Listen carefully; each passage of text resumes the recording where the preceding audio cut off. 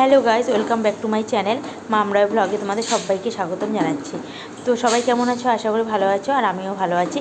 তো দেখো, আজকে আমি একটা নতুন ভিডিও তোমাদের জন্য এনেছি শিং মাছ কাটা নিয়ে। তো শিং মাছ কাটতে গিয়ে অনেকেরই কিন্তু অনেক রকম প্রবলেম হয়। তো আমারও হতো আগে, এখন হয় না।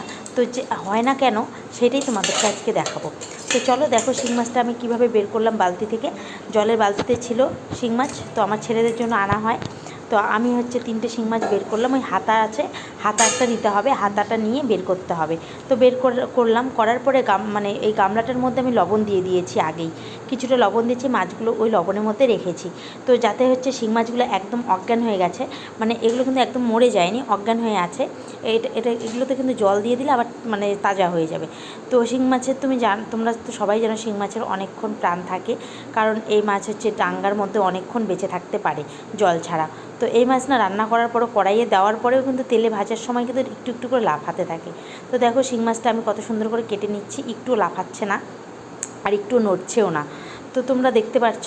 তো এভাবে যদি আমার পদ্ধতিতে তোমরা শিং মাছ কাটো, তাহলে কোনোভাবেই তোমাদের কোনো দিনও কাটাও দেবে না, আর ধরতেও ভয় করবে না, আর কোনো প্রবলেমও হবে না। দেখো, এই বড় শিং মাছটা আমি ধরেছি, একটুও নড়ছে না। তো তোমরা আমার পদ্ধতিতে তোমরা প্লিজ এভাবে করো, তাহলে তোমাদের কোনো প্রবলেম হবে না। তো আমার এই ভিডিওটা যদি তোমাদের সবার ভালো লাগে, তো প্লিজ তোমরা একটু লাইক আর সাবস্ক্রাইব করে দিয়ে আমাকে হেল্প করো, ঠিক আছে? তো তোমাদের জন্য আমি নতুন নতুন ভিডিও আনতে পারবো। সাবস্ক্রাইব করলে তোমাদের কাছে আগেই যাবে আমার ভিডিওগুলো।